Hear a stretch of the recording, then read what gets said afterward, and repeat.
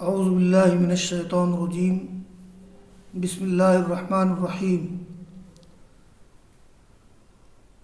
ولولا فضل اللہ علیک ورحمتہ لہمت طائفۃ منہم ان یضلوک وما یضلون الا انفسہم وما یضرونک من شیء وانزل اللہ علیک الکتاب والحکمہ وعلمک ما لم تکن تعلم وکان فضل اللہ علیک عظیما۔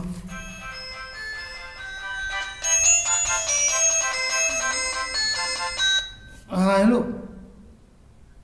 جی، آواز نہیں پہنچ رہی؟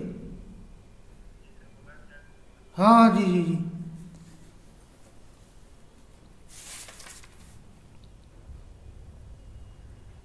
اعوذ باللہ من الشیطان الرجیم بسم اللہ الرحمن الرحیم ولولا فضل اللہ علیک ورحمتہ لہمت طائفۃ منہم ان یضلوک وما یضلون الا انفسہم وما یضرونک من شیء وانزل اللہ علیک الکتاب والحکمہ وعلمک ما لم تکن تعلم وکان فضل اللہ علیک عظیما۔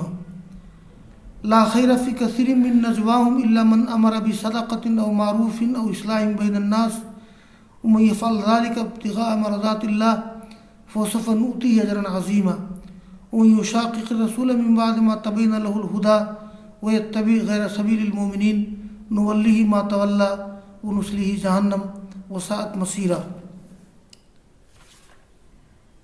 یہ سورہ نساء کا رکوع نمبر 17 ہے جس کی تلاوت کی گئی ہے۔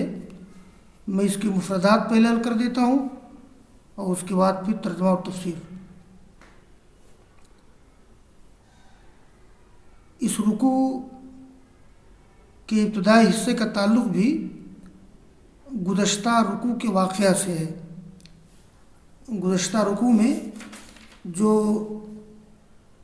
توما بن عبیرق کا واقعہ ذکر کیا گیا تھا، جس میں یہ صحابی تھا یا منافق، اس نے ایک انصاری کی زرہ چرا لی تھی، اور جب ڈر ہوا کہ معاملہ واضح نہ ہو جائے تو اس نے وہ زرہ ایک یہودی کے گھر میں پھینک دی تھی، اور اپنے قبیلے کے کچھ لوگوں کو ساتھ لے کر اللہ کے رسول کے پاس پہنچ گیا اور کہا کہ فلاں یہودی نے انصاری کی زرہ چرائی ہے۔ وہ بات کرنے میں کافی تیز ترار تھا، رسول اللہ صلی اللہ علیہ وسلم اس کی باتوں میں آ جانے والے تھے، اور قریب تھا کہ توما کو چوری کے الزام سے بری کر دیتے اور یہودی پر چوری کا الزام لگا دیتے۔ اس موقع پہ وہ گزشتہ رکوع کا نزول ہوا ہے۔ اس رکوع کا جو ابتدائی حصہ ہے اس کا تعلق وہ اسی سے ہے۔ ولولا فضل اللہ علیک ورحمتہ لہمت طائفۃ منہم ان یضلوک وما یضلون الا انفسہم وما یضرون من شیء، یعنی اگر اللہ تعالیٰ کا فضل آپ پر نہ ہوتا اور اس کی رحمت نہ ہوتی، یہ محمد نے ارادہ کرنا، تو ارادہ کر لیتا ایک گروپ ان میں سے کہ آپ کو بھٹکا دے، یعنی اصل حقیقت آپ کے سامنے نہ آئے، آپ کو بھٹکا دے، جیسے تویما بن ابرق کے لوگوں نے معاملہ کیا تھا۔ حالانکہ وہ لوگ اپنے آپ ہی کو گمراہ کرتے ہیں، آپ کو نقصان نہیں پہنچا سکتے ہیں کچھ۔ آگے اللہ نے فرمایا وانزل اللہ علیک الکتاب والحکمہ، یہ الحکمہ جمع حکم، دانائی کی بات۔ اکثر علماء نے اس سے سنت مراد لیا ہے، یعنی وہی غیر مطلوع۔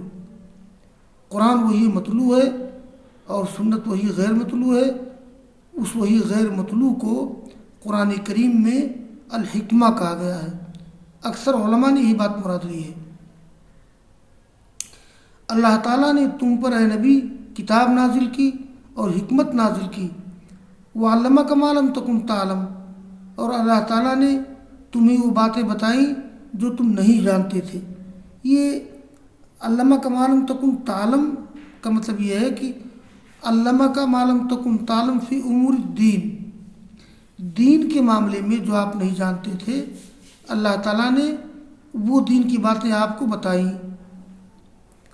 اس کا مطلب یہ نہیں ہے کہ اللہ تعالیٰ نے پیغمبر کو دین دنیا سے متعلق ساری باتیں بتا دی تھیں، اس کی آپ کو ضرورت بھی نہیں تھی۔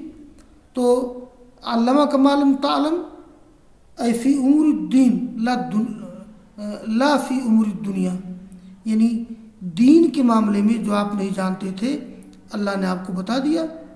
یہ نہیں کہ اللہ تعالیٰ نے آپ کو سارے علوم دے دیے، آپ ساری چیزوں کا علم رکھتے تھے، جیسا کہ بریلوی حضرات اس سے استدلال کرتے ہیں کہ دیکھیے اللہ تعالیٰ نے اپنے پیغمبر کو ساری باتیں بتا دی تھیں، علامہ کا معلوم تکم تعلم۔ ایک بار میں نے عرض کیا تھا ایک بریلوی ساتھی سے کہ بھئی اگر علامہ کا معلوم تکم تعلم سے رسول اللہ صلی اللہ علیہ وسلم کا عالم الغیب ہونا لازم آتا ہے، تب تو ہر انسان عالم الغیب ہے، اس لیے کہ جو ابتدائی آیات کا نزول ہوا ہے اس میں اللہ نے فرمایا ہے اقرأ باسم ربک الذی خلق خلق الانسان من علق اقرأ وربک الاکرم الذی علم بالقلم علم الانسان ما لم یعلم۔ جو آیات پہلے نازل ہوئی تھی اس میں ایک آخری آیت ہے علم الانسان ما لم یعلم، اللہ نے انسان کو باتیں بتائی جو انسان نہیں جانتا تھا۔ اس سے اللہ نے اشارہ کیا ہے کہ یہ اللہ تعالیٰ ہی انسانوں کے دلوں میں علوم و فنون کا القاء کرتا ہے۔ تو میں نے کہا کہ علم الانسان ما لم یعلم سے معلوم ہوتا ہے سارا انسان عالم الغیب ہے، تو ہر آیت کا اپنا ایک خاص مفہوم ہوتا ہے۔ تو وعلمہ کا معلوم تکم تعلم وکان فضل اللہ علیہ کا عظیمہ، اور آپ پر اللہ تعالیٰ کا فضل عظیم ہے۔ یہ جو کانا استعمال کیا جاتا ہے وکان اللہ خبیرہ وکان اللہ علیم حکیمہ، یہاں پر یہ کانا دمام کے لیے ہے، یعنی کانا ماضی کے لیے نہیں ہے کہ اس کا تعلق ماضی سے ہے کہ اللہ تعالیٰ کا فضل آپ پر عظیم تھا، نہیں عظیم ہے، یہ دوام و استمرار کے لیے ہے۔ اور آگے کیا آیت ہے لا خیر فی کثیر من نجواہم، یہ نجوا مناجات کا اسم مصدر ہے، سرگوشی کرنا، چپکے بات کرنا۔ دیکھیے سرگوشی کرنے کی دو قسم ہے، ایک ہے نجوا بالخیر، ایک ہے نجوا بالشر، یعنی نیکی کے بارے میں بات کرنا چپکے، اور ایک ہے برائی کے بارے میں بات کرنا چپکے۔ تو نجوا بالشر حرام ہے، نجوا بالخیر یہ ضروری ہے۔ اس آیت میں ذکر کیا گیا ہے یہ مدینہ میں منافقین کبھی کبھی آپس میں سرگوشی کرتے تھے، چپکے بات کرتے تھے، سازش کرتے ہوئے شر کے لیے، کسی پلان کے لیے، کسی برائی کے لیے۔ تو اللہ نے ذکر کیا لا خیر کثیر من نجواہم، کہ ان لوگوں کی اکثر سرگوشیوں میں خیر نہیں ہے۔ یہ صحیح سرگوشی کیا ہے؟ مگر جو حکم دے صدقہ کا، بھلائی کا، یا لوگوں کے درمیان صلح کرانے کا، اگر ان سب چیزوں کے بارے میں سرگوشی ہو تب تو درست ہے۔ ومن یفعل ذالک، اور جو ایسا کرے گا اللہ تعالیٰ کی مرضی چاہتے ہوئے ہم اس کو اجر عظیم دیں گے۔ یہ ابتغاء مفعول لہو ہے من یفعل کا۔ ومن یشاقق الرسول، یہ یشاق مشاقتا مخالفت کرنا، اور جو مخالفت کرے گا رسول کی بعد اس کے کہ اس کے لیے ہدایت واضح ہو گئی، وہ یتبع غیر سبیل المومنین، اور مومنین کے راستے کے علاوہ راستہ اپنائے گا، تو نولہ ما تولی، ہم اس کو پھیر دیں گے جس کی طرف وہ پھرا ہے، ہم اس کو متوجہ کر دیں گے جس کی طرف وہ متوجہ ہوا ہے۔ واللہ یولی تولیتاً پھیر دینا، ونصلہ جہنم، اور اس کو ہم جہنم میں ڈال دیں گے، وساءت مصیرا، اور جہنم برا ٹھکانہ ہے، لوٹنے کی بری جگہ ہے۔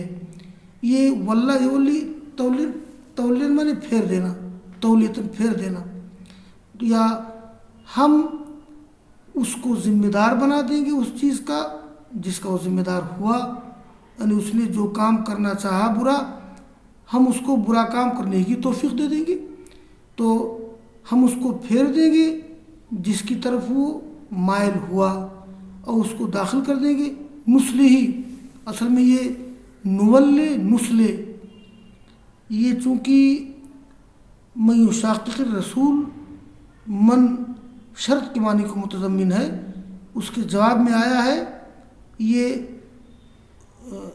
اصل میں یشاقق مجزوم ہے. اب ما بعد سے ملا تو مکسور ہو گیا. یہ تبع دیکھیے مجزوم ہے. نولی تو یہ اصل میں نولی ہے. یہ جب کوئی فعل مجزوم ہو اس کے آخر میں حرف علت تو حذف ہو جاتا ہے. تو نولی نسلی یہ سب مجزوم ہے، اس لیے کہ من یشاقق الرسول اس پہ من داخل ہے، یعنی من اسم موصول شرط کے معنی میں. من یشاقق الرسول، اس کا جواب کیا ہے؟ نولہ ما تولا و نسلہ جہنم. تو من شرط کے معنی میں ہے، فعل مضارع پہ اگر داخل ہوگا تو اس کو مجزوم کر دے گا. تو شرط بھی مجزوم اور جزا بھی مجزوم. وسعت مسیرہ اور جہنم لوٹنے کی بری جگہ ہے. بس واخر دعوانا ان الحمد للہ رب العالمین.